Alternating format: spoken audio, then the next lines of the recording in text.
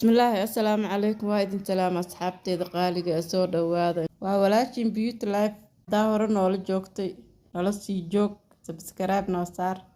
like share comment waa xagiina hadaa nagu cusub tahayna soo dhawaada maanta waxaan idiin wadaa cabitaan ka kooban 3 shay waxaan isticmaalaa beedrood cananaas liin dhanaan ku darsada daarto iska dhaafi kartaa cabitaankan wuxuu u fiican yahay qof walba tabardaro dareemayo ama dhiig ku yar yahay sida gabdhaha uurka leh gabdhaha oo umusha ah qof walba anfaca ka faa'iideysta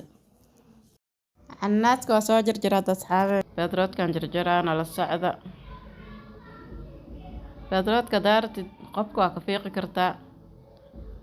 daartidna si fiican u dhaqay waa shiida kadib waa meeraysaa asxaabta cabitaankan aad aan u jeclahay idinkan waxaan rajaynayaa inaad jeclaan doontiin waa cabitaan aad u fiican hadda waa shiidaheena waxaan ku daraa 1 galaas oo biyo ah kadib liin dhanaan ku daraa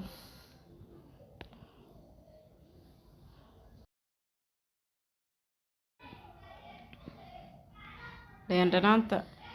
aad aan jeclahay aniga dhadhan fiican ay yeelaysaa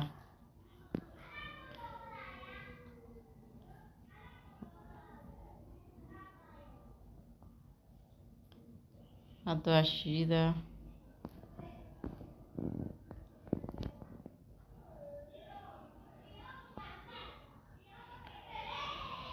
mashiinka qaalidiisa xoogaa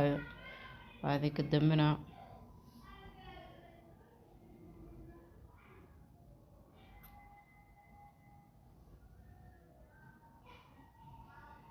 waa meeraa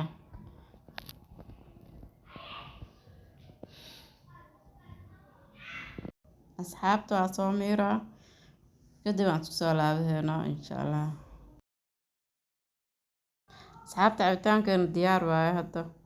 barafka aniga aad aan u jeclahay barafaan ku daray qofka barafka dhibaayo waa iska dhaafi karaa asxaabta subscribe hanaga iloobina bye bye